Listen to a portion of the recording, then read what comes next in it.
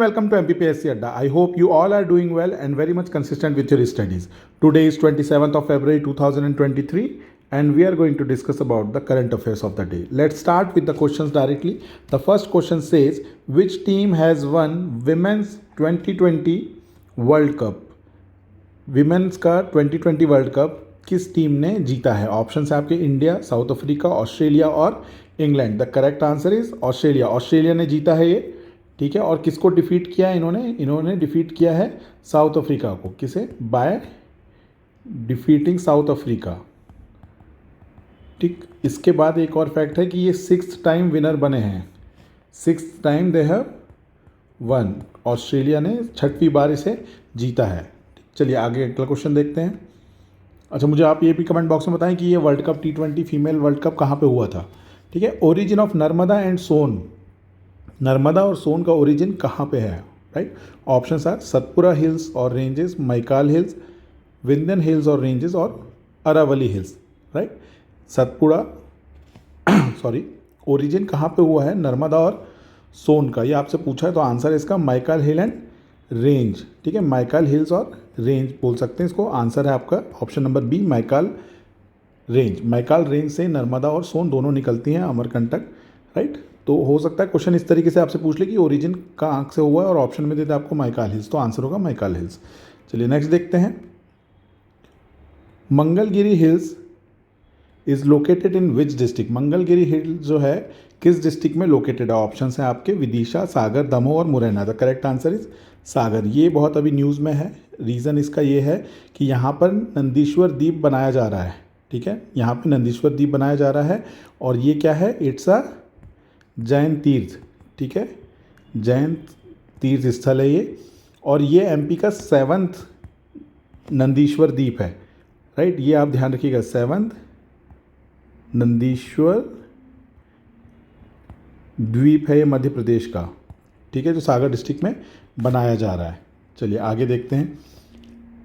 Symbol of 24th Jain तीर्थंकर was, जो 24वें जैन तीर्थंकर हुए हैं, सॉरी, उनका जो सिंबल था वो क्या है? लोटस, बुल, स्नेक या लायन.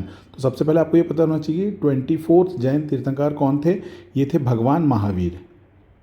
ठीक है. भगवान महावीर 24 जैन तीर्थंकर थे और इनका जो सिंबल था वो था lion. That is option D. ठीक. अब यहाँ पे जो दूसरी भी चीज़ें दी हुई हैं, जैसे कि बुल. बुल किनका सिंबल था? ये था आदिनाथ जी का. ठीक है. जैन तीर्थंकर थे. कौन से नंबर के थे ये? फर्स्ट. इनका एक और नाम है Rishabhdev.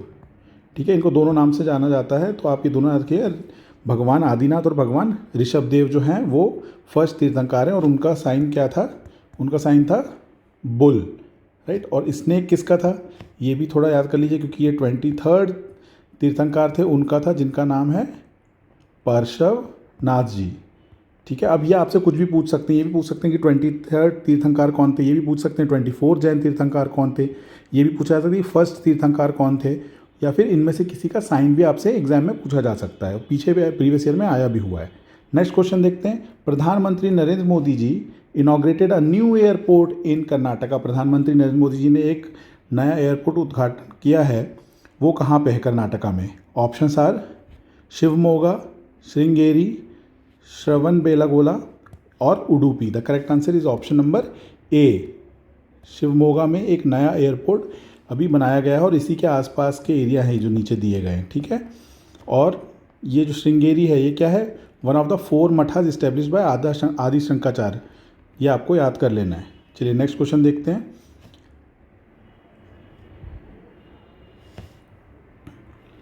Salaries and allowances of governor of Indian states are charge from. जो गवर्नर है इंडियन स्टेट्स के, हर स्टेट का अपना एक गवर्नर है जैसे, तो उनकी सैलरी और अलाउंसेस है वो कहाँ से चार्ज किया जाता है, आपसे ये पूछा गया है. Right. Options are consolidated fund of India, consolidated fund of state, contingency fund of India और स्टेट गवर्नमेंट बजट से. ठीक. गवर्नर का सैलरी और अलाउंस है कहाँ से चार्ज किया जाता है? इसका करेक्ट आंसर है कंसोलिडेटेड फंड ऑफ इंडिया. ये ध्यान रखिएगा, कंसोलिडेटेड फंड ऑफ इंडिया से किया जाता है. ठीक है. नेक्स्ट क्वेश्चन देखते हैं. Salary of governor of Indian state is decided by. Indian जो स्टेट्स हैं उनमें जो गवर्नर है उनकी सैलरी कौन डिसाइड करता है? ऑप्शन है पार्लियामेंट, स्टेट गवर्नमेंट, कैग और none of the above. The correct answer is parliament. Parliament decide करेगी, स्टेट गवर्नमेंट नहीं करती है, ये बात ध्यान रखिएगा, ठीक है। चलिए नेक्स्ट क्वेश्चन देखते हैं। Part 14A of Indian constitution was added by which constitutional amendment act. तो पहले एक बात ये देखिए, पार्ट 14A है वो किस चीज़ से डील करता है, ट्रिब्यूनल से, राइट।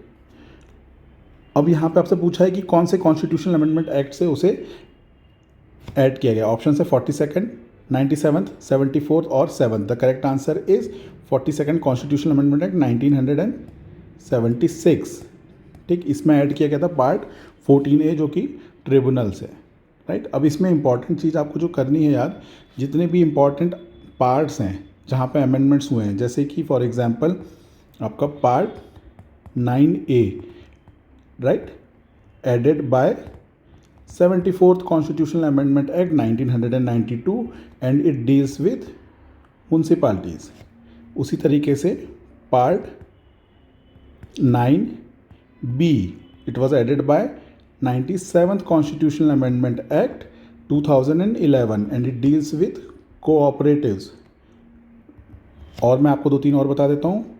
पार्ट 7 जो था इसको डिलीट किया गया है या रिपील किया गया है किस, by the 7th constitutional amendment act 1956। उसी तरीके से और इम्पॉर्टेंट पार्ट्स हैं। पार्ट 11 ये क्या है, सेंटर स्टेट रिलेशनशिप या यूनियन स्टेट रिलेशनशिप, ठीक। पार्ट अगला देखते हैं इंपॉर्टेंट, वो है पार्ट 15 जो कि इलेक्शन से डील करता है। फिर पार्ट 17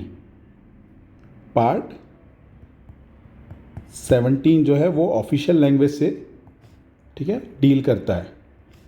और पार्ट 18 जो है वो किससे डील करता है, इमरजेंसी से। और पार्ट 22 कॉन्स्टिट्यूशनल अमेंडमेंट से, ठीक है। बहुत सारे हैं, 25 हैं टोटल, तो उनमें से आप ये इंपॉर्टेंट है, इनको आप याद कर लीजिए। और कौन से इससे इंपॉर्टेंट अमेंडमेंट्स रिलेटेड है उनके ईयर भी आपको याद करना है, राइट। चलिए एक क्वेश्चन और मैं आपसे अभी पूछता हूँ। देखिए यहाँ पे वो ये है, आज न्यूज़ में भी था, विच शक्तिपीठ इज़ एट अमरकंटक। ये आज न्यूज़पेपर में आया था। अमरकंटक में कौन सा शक्ति पीठ है, आपसे ये पूछा गया है। द करेक्ट आपके ऑप्शन भी मैं बता देता हूँ। चलिए इसमें ऑप्शन ले लीजिए आप। पहले काल माधव, भैरव पर्वत, शारदा पीठ और एक है आपका ज्वालामुखी पीठ, ठीक है। इसमें से कौन सा जो है अमरकंटक में, आपसे ये पूछा अगर जाता है तो आंसर इसमें आप क्या लगा के आना है आपको, काल माधव। ये कहाँ पे है, ये है अमरकंटक में and it is also known as सौंदेश, ठीक है। सौंदेश पीठ भी इसी का ही बोला जाता है, ठीक है। अब नाम देख के आप कोई बंगाल साइड का मत लगा दीजिएगा, ठीक है। तो काल माधव जो है अमरकंटक में है। भैरव पर्वत कहाँ पे है, भैरव पर्वत इज़ इन उज्जैन। और शारदा पीठ इज़ इन मैयर, राइट। और ये ज्वालामुखी जो है ये है आपके हिमाचल में, कांगड़ा डिस्ट्रिक्ट में, जो हिमाचल प्रदेश में आता है, वहाँ पे है, राइट। आज के लिए इतना ही। जो भी मैंने आपको पार्ट्स बताए हैं उनको आप एक बार याद कर लीजिए। और जो मैंने फैक्ट बताए हैं, 2 इंपॉर्टेंट फैक्ट, कि salary and allowances of the governor of Indian states are charge from consolidated fund of India, उसको भी आप अच्छे से याद कर लीजिए। Thank you very much, have a good day.